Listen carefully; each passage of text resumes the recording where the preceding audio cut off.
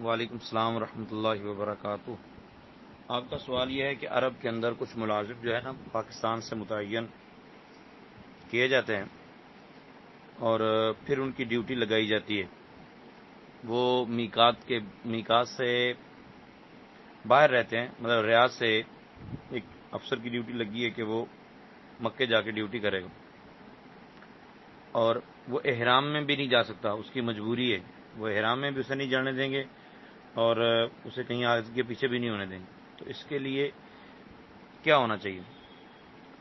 اس حوالے سے بہار شریف جلد نمبر 1 صفحہ نمبر 1068 مسئلہ نمبر 4 کا خلاصہ یہ ہے کہ جس نے میقات کے باہر سے آنا ہو، حرم میں داخل ہونا ہو، اور مجبوری یہ ہو کہ وہ احرام نہ باندھ سکتا ہو،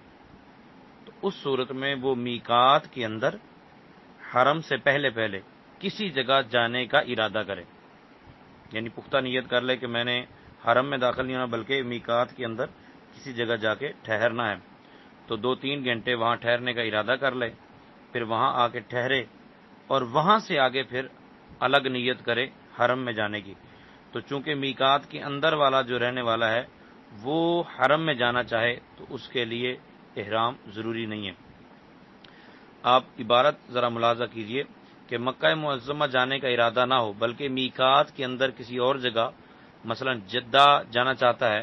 تو اسے احرام کی ضرورت نہیں، پھر وہاں سے اگر مکہ معظمہ جانا چاہے تو بغیر احرام جا سکتا ہے۔ یہ پاکستان سے جانے والے کے لیے، لہذا جو شخص حرم میں بغیر احرام جانا چاہتا ہے وہ یہ حیلہ کر سکتا ہے، بشرطے کہ واقعی ہی اس کا ارادہ پہلے مثلا جدہ جانے کا ہو، یا جس طرح میں نے عرض کیا کہیں اور میقات کے اندر جانے کا ارادہ بنا لے، نیز مکہ معظمہ حج اور عمرہ کے ارادہ سے نہ جاتا ہو، مثلا تجارت کے لیے جدہ جاتا ہے اور وہاں سے فارغ ہو کر مکہ معظمہ جانے کا ارادہ ہے تو وہ بغیر احرام کے جا سکتا ہے، اور اگر پہلے مکہ معظمہ جانے کا ارادہ ہے تو اب بغیر احرام کے نہیں جا سکتا۔ مطلب یہ ہے کہ یہ حیلہ کر سکتے ہیں نیت خالص کر کے کہ میں نے ڈائریکٹ مکے نہیں جانا بلکہ میں نے پہلے فلاں جگہ جانا ہے، وہاں دوست کو ملنا ہے، یا وہاں رکنا ہے، وہاں کھانا کھانا ہے، وہاں لیٹنا ہے، وہاں آرام کرنا ہے، اس طرح کی نیت کر کے تو آگے جا سکتے ہیں بغیر احرام کے۔ وطن یہ عقیدتیں اور پیار تجھ پہ نثار